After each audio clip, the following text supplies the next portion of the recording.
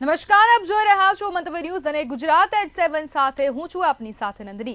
સમાચારોની શરૂઆત કરીશું ઓક્ટોબર માસના છેલ્લા અઠવાડિયાથી શરૂ થયેલા કમોસમી વરસાદથી રાજ્યના અનેક ખેડૂતોના પાકને થયેલા વ્યાપક નુકસાનની અણધારી કુદરતી આફતને લઈને આવતીકાલ બપોર સુધીમાં સરકાર ખેડૂતોને મોટી રાહત આપી શકે છે। મુખ્યમંત્રી ભૂપેન્દ્ર પટેલના નિવાસસ્થાને મળેલ બેઠકમાં આ નિર્ણય લેવામાં આવ્યો છે। પાક નુકસાનીનું વળતર આપવા હાઈ લેવલની બેઠક યોજાઈ હતી। નાણાં વિભાગ, મહેસૂલ વિભાગના ઉચ્ચ અધિકારીઓ હાજર રહ્યા હતા। કૃષિ વિભાગના અધિકારીઓ બેઠકમાં ખાસ હાજર રહ્યા હતા। એસડીઆરએફના નિયમોથી પર જઈને વિશેષ પેકેજ જાહેર કરાશે। ખૂબ જ ટૂંક સમયમાં મોટા રાહત પેકેજની જાહેરાત થશે। આવતીકાલ બપોર સુધીમાં સરકાર રાહત પેકેજ જાહેર કરશે।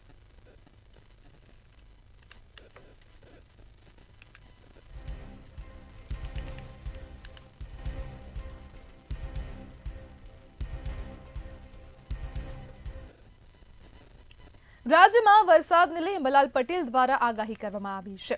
વાતાવરણમાં ફેરફાર થતા ફરી કમોસમી વરસાદની આગાહી કરવામાં આવી છે। આગામી 15 ડિસેમ્બરથી રાજ્યના હવામાનમાં ફેરફાર થશે। 22 ડિસેમ્બરથી સમગ્ર રાજ્યમાં કાતિલ ઠંડીને વેગ મળશે। વાતાવરણમાં હજુ પણ લા નીનાનો સંકેત મળતા રાજ્યમાં ઠંડીનો ચમકારો વધશે।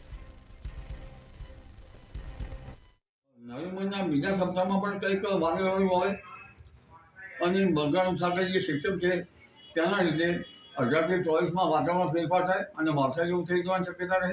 15 ડિસેમ્બર પહેલાં પણ ક્યાંક કમોસમી વરસાદ જેવું થઈ જવાની શક્યતા રહે। પછી જ ક્યાંક બારતું થઈ શકે। એટલે હજુ 2 કે 3 વખત હવામાનમાં પલટા આવશે અને વાદળવાળું કે માવઠા જેવું હવામાન થઈ જવાની શક્યતા રહેશે। આ વખતે લા નીનાના અસરના કારણે ઠંડી વધારે પડશે અને પશ્ચિમી વિક્ષોભ વધુ આવવાના કારણે લગભગ શિયાળામાં માવઠા પણ થવાની શક્યતા રહેશે। રાજ્યમાં વરસાદને લઈ હવામાન વિભાગની આગાહી કરી છે। સમગ્ર રાજ્યમાં હળવા વરસાદની આગાહી કરવામાં આવી। દક્ષિણ ગુજરાત અને સૌરાષ્ટ્રમાં હળવા વરસાદની આગાહી છે। અમદાવાદમાં પણ હળવા વરસાદની આગાહી કરવામાં આવી। શહેરનું મહત્તમ તાપમાન 32 અને લઘુત્તમ તાપમાન 22 ડિગ્રી રહેશે। ગતરોજ સમગ્ર રાજ્યમાં 19 મીમી વરસાદ નોંધાયો હતો। આગામી દિવસોમાં 2 થી 4 ડિગ્રી ગરમીનો પારો રહેશે। आज का जो फोरकास्ट है 4 नवंबर से लेकर 10 नवंबर तक, इसमें जो 4 नवंबर है इसमें दोनों क्षेत्रों में ही हल्का से मध्यम बरसात का संभावना रहेगा।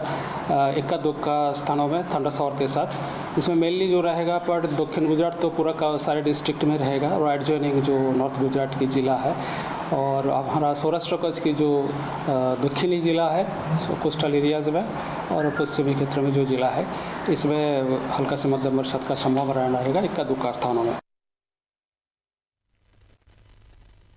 કમોસમી વરસાદના કારણે ખેડૂતોના તૈયાર પાકને ભારે નુકસાન થયું છે। ત્યારે મહેસાણામાં પાક નુકસાનીને લઈ સર્વેની કામગીરી હાથ ધરવામાં આવી છે। ખેતીવાડી વિભાગની 166 ટીમો દ્વારા 100થી વધુ અસરગ્રસ્ત ગામોમાં સર્વેની કામગીરી પૂર્ણ કરવામાં આવી છે અને આગામી 2 દિવસમાં જિલ્લામાં પાક નુકસાનીનો સર્વે પૂર્ણ કરવામાં આવશે।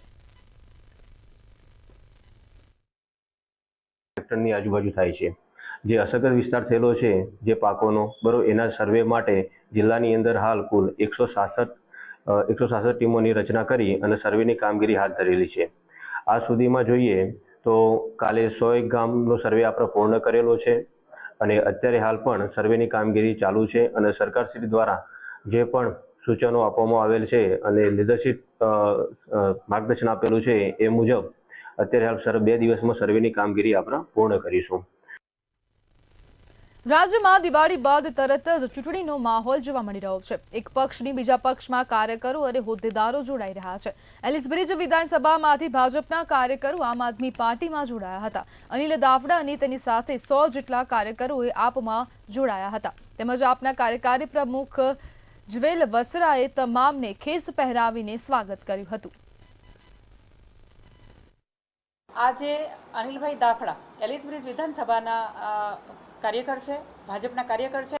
આજ ઈમાનદાર પાર્ટીની અંદર જોડાવા જઈ રહ્યા છે અને એને ભાજપની ભવાઈથી થાકીને ભાજપની ભવાઈઓ જોઈને થાકીને એ ઈમાનદાર પાર્ટીમાં આજે જોડાઈ રહ્યા છે। ત્યારે જે ભાજપની ભવાઈઓ જે છે એ ભવાઈઓ શું છે એ આપને અનિલભાઈ દાફડા કહેશે।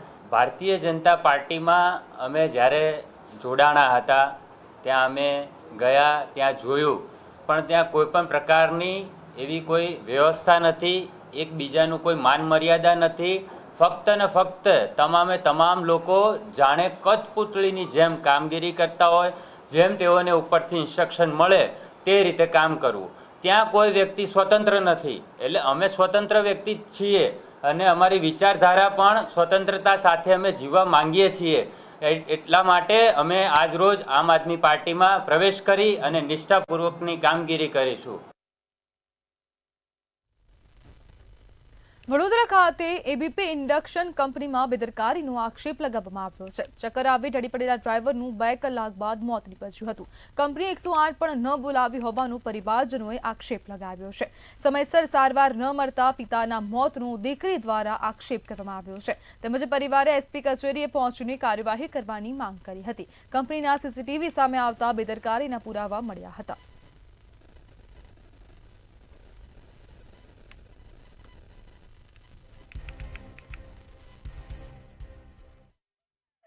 कुछ भी नहीं किया है, हमारे साथ इंसाफ बिल्कुल भी नहीं हो रहा है। इन्होंने जरा भी वो नहीं किया है, उनको एप्पल खिलाया, पानी पिलाया। ये कोई दवाई होती है क्या? एबीबी कंपनी सरासर सील लग जानी चाहिए। इन्होंने मर्डर किया है मेरे पापा का। एबीबी कंपनी हाय हाय है, बंद हो जानी चाहिए कंपनी। इन्होंने बोल रहे झूठ झूठ कि मैं जिनको ताते चलाते इक्को में लेके गए, सरासर ये गलत है। वो डेड हो गए थे तब इक्को में डाला है, एम्बुलेंस को बुलाया तक नहीं है इन्होंने। मेरे पापा कंपनी में डेड हो गए यहाँ पे, उसके बाद इक्को में उनको ट्रांसफर करके उधर एम्बुलेंस में लेके जा रहे हैं और झूठ बोल रहे कि नहीं यहाँ पे डेड नहीं हुए। ऐसे कैसे नहीं हुए? ये उनके અમદાવાદના નરોડા વિસ્તારમાં પીવાના પાણીની સમસ્યા સર્જાઈ છે. પીવાનું પાણી પ્રદૂષિત આવતા લોકો ત્રાહિમામ પોકારી ઉઠ્યા છે. જોકે સમસ્યાને લઈ રજૂઆત કરવા છતાં કોઈ કામગીરી હાથ ધરવામાં આવી નથી. પ્રદૂષિત પાણીની જગ્યાએ શુદ્ધ પાણી આપવાની સ્થાનિકો માંગ કરી રહ્યા છે. જો સમસ્યાનું નિરાકરણ નહીં આવે તો આંદોલન કરવાની ચીમકી સ્થાનિકોએ ઉચ્ચારી છે.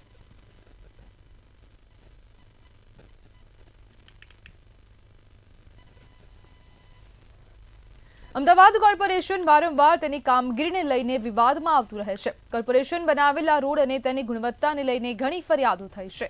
નવરંગપુરામાં કોન્ટ્રાક્ટર રોડ બનાવ્યો હતો, જેમાં પણ વિવાદ થયો છે. રોડ બનાવતા સમયે પાર્ક કરેલા વાહનો હટાવ્યા ન હતા. વાહનોનો આસપાસ જ રોડ બનાવીને બુદ્ધિનું પ્રદર્શન કર્યું હતું. કોર્પોરેશનના અધિકારીઓ સુપરવિઝન ના કરતા હોવાથી કોન્ટ્રાક્ટર આવા રોડ બનાવીને ખિસ્સા ભરી લે છે.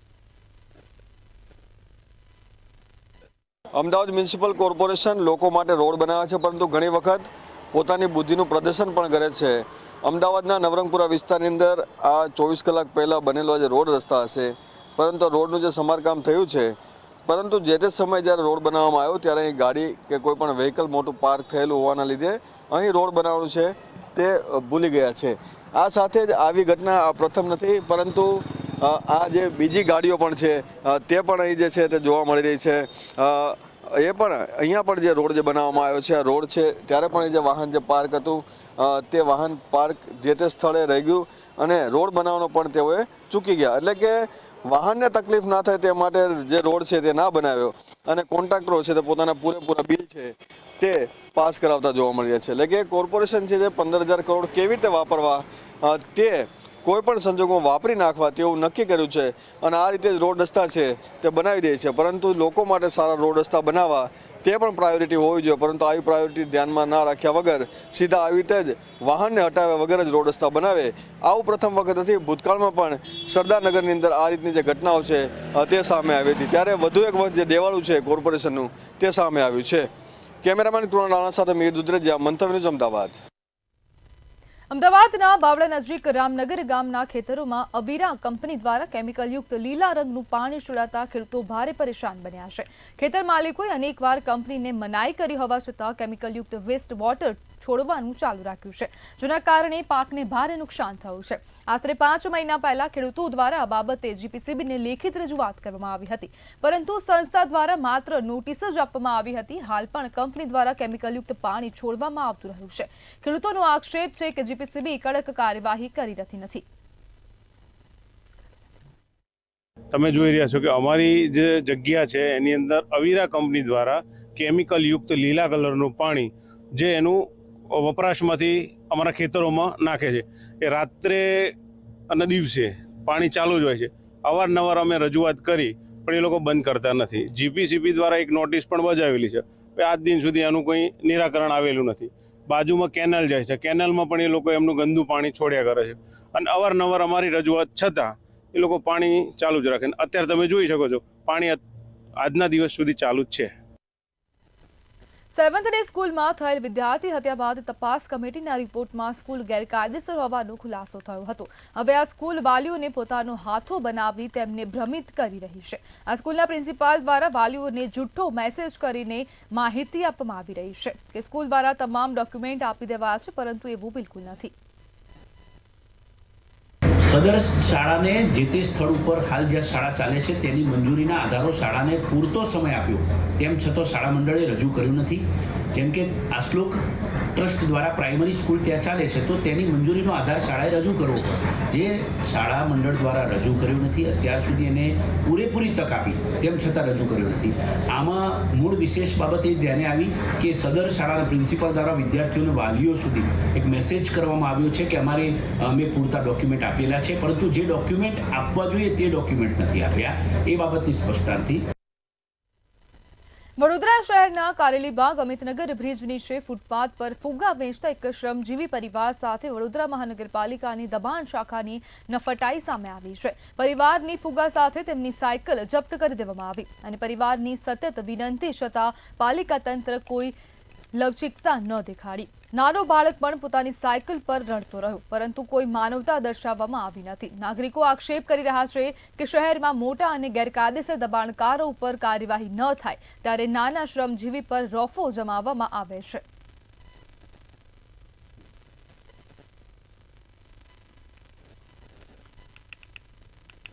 ભરૂચના અંકલેશ્વર અને હાંસોટ વિસ્તારમાં વ્યાજખોરોના વધતા કૌભાંડ સામે પીડિત ખેડૂતોની ગંભીર ફરિયાદ સામે આવી છે. ખેડૂતોના જણાવ્યા મુજબ સ્થાનિક સોની બિલ્ડર, ભંગાર વેપારી તથા શેર દલાલો મધ્યમ અને જરૂરિયાતમંદ ખેડૂતોની ચક્રવૃત્તિ વ્યાજના જાળમાં ફસાવી તેમની જમીન હડપ કરી રહ્યા છે. અને ત્યાર પછી સમયાંતરે જેમ ગયા તેમ પૈસા માંથી થોડા અપાયા, નહીં અપાયા, પરિસ્થિતિ ખરાબ હતી. વારે વારે કુદરતી આફતને લીધે પાક નિષ્ફળ જતો હતો. વ્યાજ અપાતું નહીં અપાતું એમ કરીને વ્યાજ પણ એમને ચૂકવું છું. પછી મેં મારી પાસે સગવડ થતાં મેં એમને કહેલ કે ભાઈ તમારા 22 લાખ પ્લસ બીજા જે છે એમ કે 30 લાખનું મારી પાસે બંદોબસ્ત થઈ ગયો છે, તમે મને મારી જમીન પાછી આપો. તો એ લોકોએ એવું કહ્યું કે ના, હવે તારે એ પૈસા તારે જે છે તે તારે અમને એ રીતના નથી આપવાના, ત્યાં પૈસા ચૂકવેલ નથી. ત્યારે અમને આ 22 લાખના 1 કરોડ ને 60 લાખ ચૂકવવા પડશે, તો જ તને અમે તારી જમીન પાછી આપીશું. અમદાવાદમાં સરા જાહેરમાં એક પતિએ તેની પત્નીને રેંસી નાખી. ત્યારે કેમ પોતાની પત્ની પર ઘાતકી હુમલો કર્યો, શું છે સમગ્ર મામલો, જોઈએ અહેવાલમાં. મળતી માહિતી મુજબ અમદાવાદમાં રહેતા મયંક પટેલ નામના યુવકે પોતાની પત્ની પર છરીથી હુમલો કર્યો હતો. પત્નીના ગળા અને હાથના ભાગમાં ગંભીર ઈજાઓ થઈ છે. 1.5 વર્ષ પહેલા બંને પ્રેમ લગ્ન કર્યા હતા અને સાથે રહેતા હતા, પરંતુ વારંવાર સાસરિયા પક્ષ દ્વારા હેરાનગતિ થતા પત્ની 4 મહિનાથી પોતાના માતા પિતા સાથે રહેતી હતી. સાંજો બટનનું કામ આપવા નીકળેલી યુવતી પર મયંક પટેલે રસ્તામાં જ સરા જાહેર હુમલો કર્યો હતો. યુવતી બચવા ભાગી રહી હતી, પરંતુ આરોપી સતત તેનો પીછો કરતો હતો. તેમના પતિ આરોપી મયંક પટેલ નાઓ આવેલ અને તેઓને કહેલ કે તારા લીધે મારા ભાઈ મરી ગયેલ છે તેમ કહી ફરિયાદી શ્રીનું મોઢું પકડી જમીન પર નીચે પાડી અને માર મારેલ, તેમજ પોતાની પાસે રહેલ ધારદાર ચાકુથી ગળાના ભાગે તથા શરીરના બીજા ભાગે ઈજાઓ કરેલ હતી. જે અનુસંધાને નિકોલ પોલીસ સ્ટેશન ખાતે ગુનો રજીસ્ટર કરી આરોપીને રાઉન્ડ અપ કરવામાં આવેલ છે અને આગળની તજવીજ તપાસ ચાલુ છે. આ હુમલો નજીકના સીસીટીવી કેમેરામાં કેદ થયો છે. જ્યારે ઇજાગ્રસ્ત યુવતીએ જણાવ્યું હતું કે મારા પતિને છૂટાછેડા આપવા હતા, પરંતુ મેં ના પાડી હતી, જેથી મારા પતિએ મારા પર પાછળથી હુમલો કર્યો હતો. તે બાદ મારું ગળું કાપી નાખ્યું હતું. લોકોએ મને છોડાવી હોસ્પિટલ મોકલી હતી. હાલ નિકોલ પોલીસે આરોપી મયંક પટેલને ઝડપી લીધો છે અને આગળની કાર્યવાહી હાથ ધરી છે. આ બનાવે ફરી એકવાર સ્ત્રી સુરક્ષાનો પ્રશ્ન ઊભો કર્યો છે. બ્યુરો રિપોર્ટ, મંતવ્ય ન્યૂઝ. વડોદરાના ફતેગંજ અને હરિનગર બ્રિજ નીચે લાખોના ખર્ચે બનેલું રમતગમત સંકુલ ધૂળ ખાઈ રહ્યું છે. ત્યારે આ સંકુલમાં કેરમ, ટેબલ ટેનિસ સહિતના રમતગમતના મોંઘા સાધનો બેકાર પડી રહ્યા છે. સંકુલમાં બાળકો માટે પીવાના પાણી કે વોશરૂમની સુવિધા પણ ઉપલબ્ધ નથી. ત્યારે આ સંકુલની હાલત જોઈને પાલિકાના વહીવટ પર સવાલો ઊભા થયા છે. ફરીથી એનામાં રમતગમતના સંકુલ બનાવવામાં આવ્યા, લાખો રૂપિયા સ્પેન્ડ કરવામાં આવ્યા. લગભગ 1 વર્ષ થયું લોકાર્પણ થયે, એ કામ પૂર્ણ થયે, આજ દિવસ સુધી ત્યાં એક બાળક રમતગમતના સાધનોનો ઉપયોગ કરી શકે એમ નથી. અત્યારે ત્યાં તમે જોશો તો કાર્બન અને ધૂળના લેયર્સ જામી ગયા છે, સ્વાસ્થ્ય માટે હાનિકારક છે અને રસ્તો ક્રોસ કરીને કોઈ મોટી ઉંમરનું વ્યક્તિ બી અંદર જઈ શકે એવી પરિસ્થિતિ નથી, તો બાળક તો કઈ રીતના જાય? એટલે ઓલરેડી જ્યાં લાખો રૂપિયા આ 2 બ્રિજ નીચે બગાડ્યા છે, તો હવે આ પૈસા અમે તો એવી ડિમાન્ડ કરેલી કે આ સેક્ચુઅલી જેવું કામ જેને કર્યું છે, આ મૂર્ખામી ભર્યું કામ, એ અધિકારી પાસેથી આની રિકવરી કરવી જોઈએ. વડોદરા મહાનગરપાલિકાના સ્માર્ટ શાસકોના અનગઢ વહીવટનો નમૂનો અત્યારે સામે જોવા મળી રહ્યો છે. વડોદરા મહાનગરપાલિકાના આ સ્માર્ટ શાસક અધિકારીનો આ અનગઢ વહીવટ અત્યારે નજરે જોવા મળ્યો. વડોદરા મહાનગરપાલિકા દ્વારા 2 બ્રિજની નીચે અત્યારે રમતગમત સંકુલ બનાવવામાં આવ્યું છે. ખાસ કરીને વાત કરીએ તો જેની હાલત અત્યારે કફોડી જોવા મળી રહી છે. ઉતાવળમાં મૂકવામાં આવેલા આ કેરમ, ટેબલ ટેનિસ સહિતના જે તમામ મોંઘાદીઠ જે સાધનો છે તે અત્યારે ધૂળ ખાઈ રહી છે. વડોદરા મહાનગરપાલિકા જે પ્રમાણે આપણે જોઈ શકીએ, જે પ્રમાણે પૈસાનો વેડફાટ અહીંયા જોવા મળી રહ્યો છે. લોકોના જે મહેનતના વેરાના પૈસા જે લોકો ભરે છે પાલિકામાં, તે પૈસાનો અહીંયા વેડફાટ નજરે જોવા મળી રહ્યો છે. અન્ય 7 જે બ્રિજો છે તેના નીચે પણ આવા રીતની રમતગમત સંકુલ બનવા જઈ રહી છે તેવી આધારભૂત સૂત્રો દ્વારા માહિતી પ્રાપ્ત થઈ છે. હવે જોવાનું રહ્યું કે કેટલી વહેલી તકે સરકાર જે પ્રમાણે આ રમતગમત સંકુલ જે લોકો માટે અત્યારે બનાવવામાં આવ્યા છે તે ખરેખર લોકો માટે ઉપયોગી રહેશે કે કેમ તે જોવાનું રહ્યું. કેમેરામેન કેતન શિંદે સાથે સત્યમ નેવાસકર, મંતવ્ય ન્યૂઝ, વડોદરા. ચૂંટણી પંચના આદેશથી ગુજરાત સહિત 12 રાજ્યોમાં મતદાર યાદી સુધારણા માટેની કામગીરી શરૂ કરવામાં આવી છે. 4 નવેમ્બર 2025થી શરૂ થઈ 7 ફેબ્રુઆરી 2026 સુધી તબક્કાવાર આ પ્રક્રિયા ચાલશે. BLO ઘરે ઘરે સર્વે કરશે. જરૂરી દસ્તાવેજોમાં આધાર કાર્ડનો સમાવેશ કરવામાં આવશે. સાથે જ નવા મતદારો ફોર્મ 6, નામ કમી માટે ફોર્મ 7, સુધારા શિફ્ટિંગ માટે ફોર્મ 8 ભરવામાં આવશે. 2002માં જે ઇન્ટેન્સિવ રિવિઝન થયું એની સાથે જોડાયેલી છે. એટલે આ ઇન્ટેન્સિવ રિવિઝનમાં જે વ્યક્તિનું નામ મતદાર યાદીમાં હતું એની વિગતો દર્શાવવાની આવે છે એન્યુમરેશન ફોર્મની અંદર. અને જે વ્યક્તિ 40 વર્ષ કરતાં નીચેના છે તો એમના પેરેન્ટ્સની વિગત હશે, તો that they have to show. જે લોકોના 2002ની અંદર વિગતો દર્શાવવામાં અથવા જે જરૂરી બાબતો નહીં મળી શકી હોય એમને અમે જાણ કરશું થ્રુ નોટિસ, અને ત્યારબાદ એમને ડોક્યુમેન્ટ સબમિટ કરવાની જરૂરિયાત જેને હશે એની જોડેથી ડોક્યુમેન્ટ લેવામાં આવશે. તો સમાચારમાં આગળ વાત કરીએ તો મહત્વપૂર્ણ સમાચાર સામે આવી રહ્યા છે. ત્યારે all Gujarat fair price shop એસોસિએશનની હડતાલ સમેટાઈ છે. સાનુકૂળ બેઠક બાદ સસ્તા અનાજની દુકાનદારોની હડતાલ પૂર્ણ થઈ છે. તો હવે સસ્તા અનાજના જે દુકાનના જે સંચાલકો હતા તે લોકો હડતાલ પર ઉતર્યા હતા અને હવે તે હડતાલ સમેટાઈ ગઈ છે. જ્યારે ઉચ્ચ અધિકારીઓ સાથે બેઠક બાદ આખરે હડતાલનો અંત આવ્યો છે.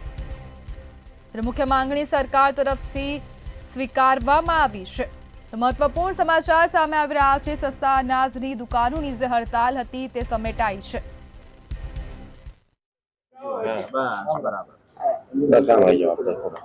આજ રોજ વ્યાજબી ભાવના દુકાનદારોની પડતર માંગણી અંગે સરકારશ્રીમાં સાનુકૂળ વાતાવરણમાં જે મિટિંગ થઈ એ મિટિંગની અંદર અમારી જે 5 પડતર માંગણીઓ હતી એમાં કમિશનમાં ₹1.50 3 રૂપિયા કરવા અને મિનિમમ કમિશનના 20,000 રૂપિયાના 30,000 કરવા માટે સાનુકૂળ રીતે પ્રતિભાવ સરકારશ્રી તરફથી આપવામાં આવ્યો. આ બંને બાબત નીતિ વિષયક અને નાણાં વિભાગની મંજૂરીને આધીન હોય, માનનીય કેબિનેટ મિનિસ્ટરની તરફથી વિભાગ છે એ આવતા 15 દિવસની અંદર આ દરખાસ્ત છે એ સક્ષમ અધિકારી સમક્ષ રજૂ કરશે.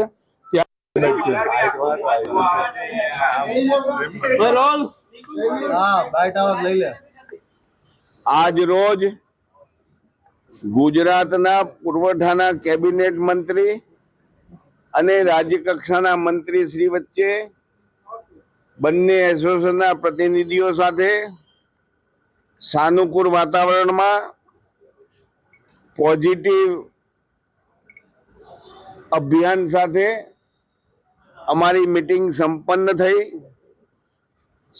મીટિંગની બાબતમાં જે કંઈ ચર્ચાઓ થઈ, જે પોઝિટિવ નિર્ણયો લેવાયા એ મારા સાથીદાર રાજેન્દ્રસિંહ રાણા આપની સમક્ષ રજૂ કરશે. જાડેજા, સોરી, રાણા ક્યાં પહેરી જઈ. ઠીક છે. તો નવસારી ખાતેથી મહત્વપૂર્ણ સમાચાર સામે આવી રહ્યા છે. સમાચારમાં આગળ વાત નવસારી ખાતેથી સમાચાર મળી રહ્યા છે. તો પોલીસે અસામાજિક તત્વોની જાહેરમાં સરભરા કરી છે. હથિયાર સાથે મારામારી કરનાર ઇસમોનું પોલીસે સરઘસ કાઢ્યું છે. નવસારી શહેરમાં 2 જૂથોએ રસ્તા પર ઉતરીને મારામારી કરી હતી. તો હવે આરોપીઓનું સરઘસ કાઢવામાં આવ્યું. પોલીસે આરોપીઓ ઇમરાન અને આસિફની જાહેરમાં સરભરા કાઢી છે. નવસારી શહેરમાં સામાજિક તત્વો વિરુદ્ધ પોલીસે લાલાખ કરી છે. તો નવસારી શહેરમાં લુખ્ખા તત્વો અને અસામાજિક તત્વો બેફામ બન્યા હતા અને પોલીસ દ્વારા હવે મહત્વપૂર્ણ કામગીરી કરવામાં આવી. જ્યારે પોલીસે અસામાજિક તત્વોની જાહેરમાં સરભરા કાઢી છે અને સરઘસ કાઢવામાં આવ્યું છે. જ્યારે બંને આરોપીઓને સાથે રાખીને તેમનું સરઘસ કાઢવામાં આવ્યું અને મોટી સંખ્યામાં લોકટોળા પણ એકઠા થયા હતા. નવસારી શહેરમાં 2 જૂથો વચ્ચે જાહેરમાં મારામારી થઈ હતી. પોલીસે આરોપીઓ ઇમરાન અને આસિફની જાહેરમાં સરભરા કાઢી છે. નવસારી શહેરમાં સામાજિક તત્વો વિરુદ્ધ પોલીસે લાલાખ કરી.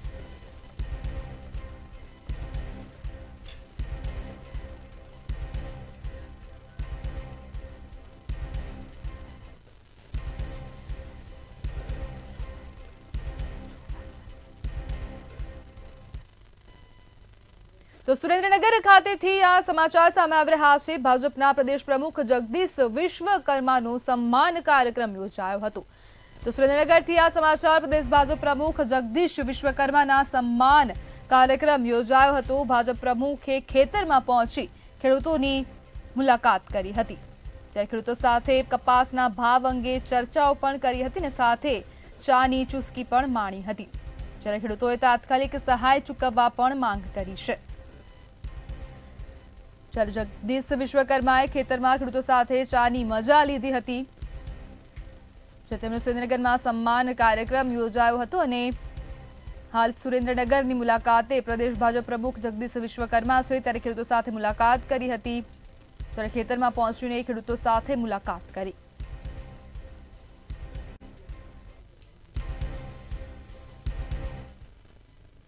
તો ગુજરાત@7 માં હાલ બસ આટલું જ. વધુ માહિતી માટે જોતા રહો મંતવ્ય ન્યૂઝ. નમસ્કાર.